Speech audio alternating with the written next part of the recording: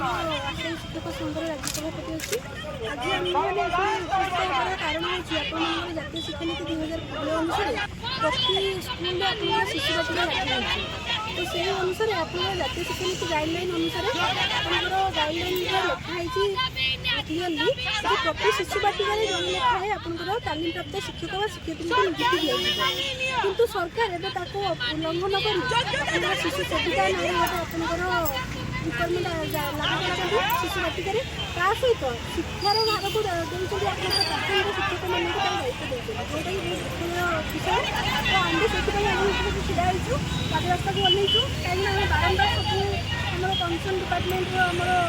मंत्री महोदय मान रिक्वेस्ट करके आम देखिए राजरास्ता को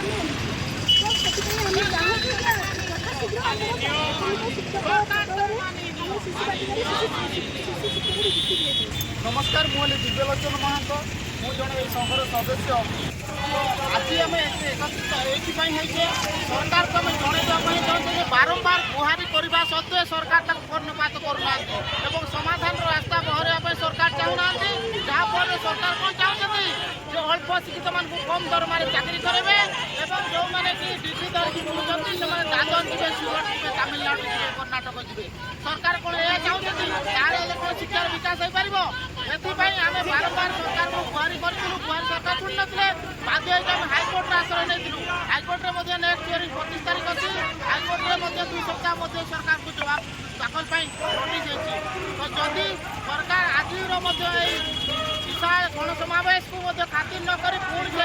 नियुक्ति प्रक्रिया को आगे नियंती तेरे या लुआर पीएमसी हजार हजार मैं लक्ष लक्ष पिला आसिक धारणा देवे जदि से किसी अनैतिक काम हुए से मोहन सरकार ही दायी रही आउ कहीं दायी नुह मनोज कटुआ Odisha pre primary teacher association संपादक आम बहुत थर आसलुँ ये स्ट्राइक करने गत 2 सेप्टेम्बर भी आसलु आज ये स्ट्राइक कर मुख्य कारण हूँ ओडिशा सरकार जातीय शिक्षा नीति लागू कले कि तार जो अच्छी गाइडलाइन ताको मानुना आउ से हिसाब से शिशु बाटिकार जो 45,000 शिशु बाटिका ओडिशा रे अच्छी से शिशु बाटिकार शिशु शिक्षक व प्राकृतिक शिक्षक नियुक्ति न करी शिशु सेविका नियुक्ति कर तो गोटे विद्यालय प्रथम सेविका दरकार ना जन शिक्षक दरकार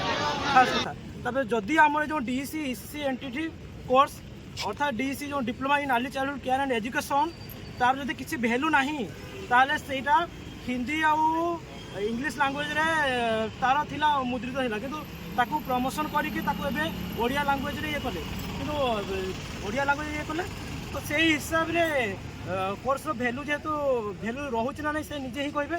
जदि वैल्यू रहउछ ताले जो हजार हजार पिला आसिके जो कोर्स कलेनी आउ आगु को मध्य करेंगे तापाई जो नियुक्ति सुजोग केबे आसीबो जदि एबे देबेनी ताले जो एबे नूतन शिक्षा नीति अनुसार जो शिशु बाटिका जो खोलाई से ये जो जाकि शिशु माने जो शिक्षा नेबे ताले सेठी प्रॉपर जो किसी सिस्टम न था कि जो सेठी शिक्षा व्यवस्था कौन हम तो आमर गोटे मात्र दाबी होची जे प्रत्येक प्री प्राइमरी स्कूल रे जन लेखे शिशु शिक्षक नियुक्ति करूँ जो मैंने कि डीईसी ईसीसी एनटीटी कोर्स करते। आज्ञा नमस्कार मो ना राजेश्वरी शतपथी